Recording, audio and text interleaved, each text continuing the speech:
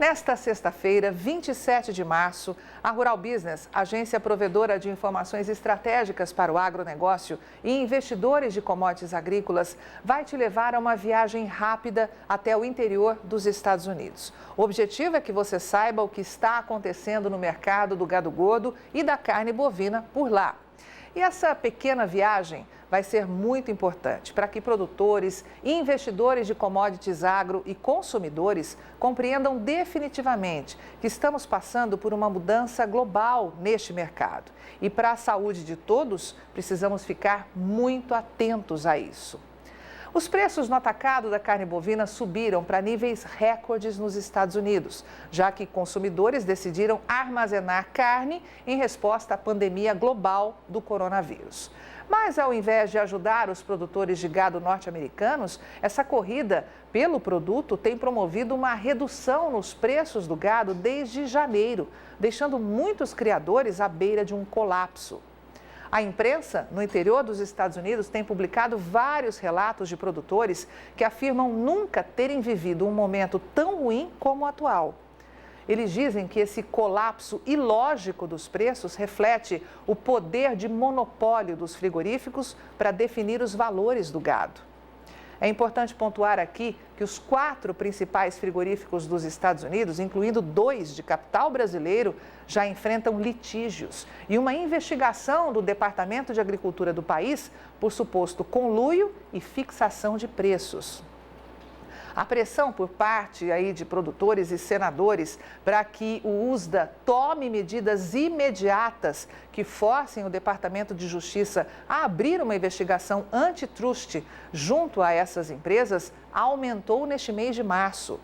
O senador Jon Tester reportou à imprensa local que estamos vendo coisas muito ruins no mercado de gado no momento. Alguém está se aproveitando da situação. E acho que alguém é a indústria frigorífica. O senador Steve Daines diz que pediu ao Departamento de Justiça que iniciasse uma investigação antitruste na indústria de carne bovina dos Estados Unidos e declarou: acho que temos um problema com monopólios aqui. Júlio Brissac, analista-chefe e estrategista de mercado de pecuária de corte aqui da Rural Business, alerta que, de fato, existe hoje na Bolsa de Chicago uma pressão de baixa nos preços totalmente oposta aos últimos acontecimentos no mercado físico do gado e no varejo de carnes dos Estados Unidos, que só é explicada por excesso de produção. E, se for comprovado, este é o preço que a produção paga se gerar oferta de gado acima das necessidades de demanda. Confira o fechamento de quinta-feira, dia 26 de março, nos contratos futuros de boi gordo na Bolsa de Chicago. O problema é que os produtores temem novas ações especulativas quando essas empresas frigoríficas começarem a explorar o coronavírus, que foi batizado aqui na Rural Business de Corona Money e Corona Volta Corrupto Político, anunciando falsas medidas de que estão desacelerando a produção ou fechando, e assim possam pressionar ainda mais para baixo o preço do quilo vivo do gado gordo pago ao produtor. A produção de carne bovina dos Estados Unidos já viu esse filme no verão passado, quando um incêndio atingiu uma das fábricas de processamento de carne bovina da Tyson Foods e gerou um enorme volume de gado pronto para abate. Os frigoríficos elevaram o valor da carne bovina e derrubaram os preços pagos ao produtor em uma média de $200 por cabeça.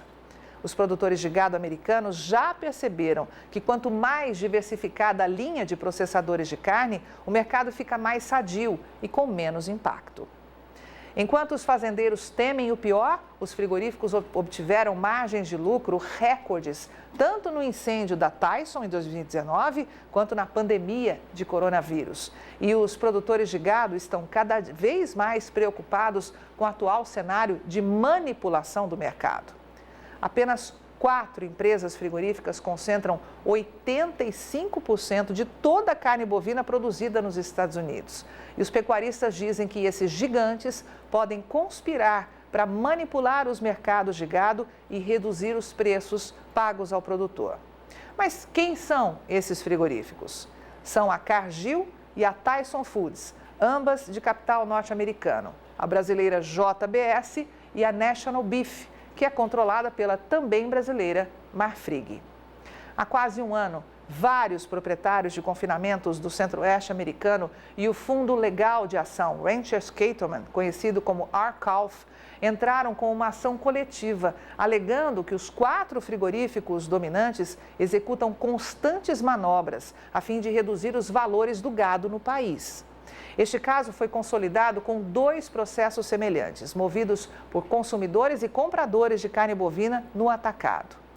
Após o incêndio da Tyson em 2019, o USDA começou a investigar os lucros sem precedentes dos frigoríficos para determinar se havia alguma evidência de manipulação de preços, conluio, restrições de concorrência ou outras práticas desleais que permitissem lucros abusivos.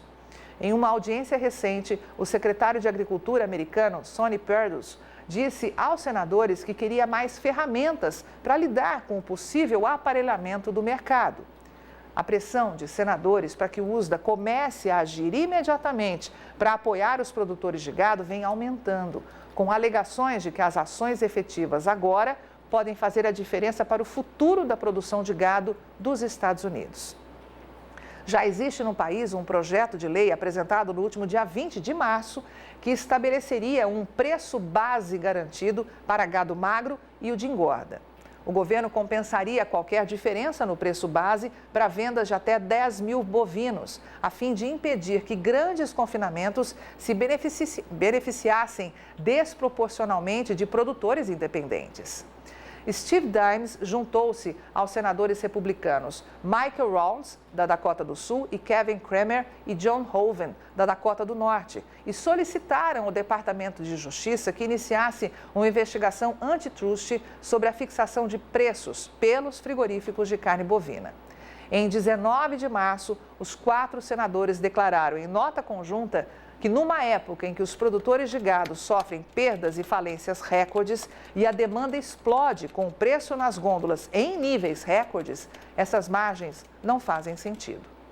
Mas o Fundo Legal de Ações Ranchers Cattlemen quer mais. Deseja acabar com o monopólio dos grandes frigoríficos que atuam nos Estados Unidos e já solicitou a rotulagem obrigatória do país de origem, além de medidas emergenciais com o claro intuito de banir o consumo de carnes que não são genuinamente made in USA. Os assinantes da Rural Business têm acesso diário aos valores praticados para os contratos de boi gordo na Bolsa de Chicago. E mensalmente colocamos no ar os balanços do USDA, referentes ao volume de animais confinados em todos os estados norte-americanos. Você sabia, por exemplo, que os Estados Unidos têm hoje um dos maiores volumes de gado confinado de toda a história? A equipe de pecuária de corte disparou este alerta aos nossos assinantes num estudo apresentado ainda no mês de fevereiro. Veja só. Segundo o USDA, Departamento de Agricultura dos Estados Unidos, o país abriu o mês de fevereiro com 11,93 milhões de animais alimentados no coxo, com base em confinamentos com 1.000 cabeças ou mais. Este é o maior volume desde 2008 para essa época do ano e um dos mais elevados de todos os tempos para um único mês. E aqui você tem os números de gado confinado por estado, com Texas encabeçando a lista, seguido por Nebraska, Kansas, Colorado e Iowa. A Rural Business, que avalia esses dados há décadas, investigou os números mais recentes e descobriu que em 23 anos de história, ou 276 meses, os americanos só registraram um volume de confinamento maior do que este que mostramos agora há pouco por 14 vezes. E ocorreram nos anos 2000, 2001, 2006, 2008, 2011 e 2019. Infelizmente, não fazemos isso no Brasil, porque aqui os dados de confinamento ainda estão na era do lápis e borracha, à mercê de ralizinhos que visitam meia dúzia de fazendas. Agora, nós vamos à segunda parte da nossa análise de hoje, para mostrar as tendências do mercado físico do gado gordo para o curto prazo.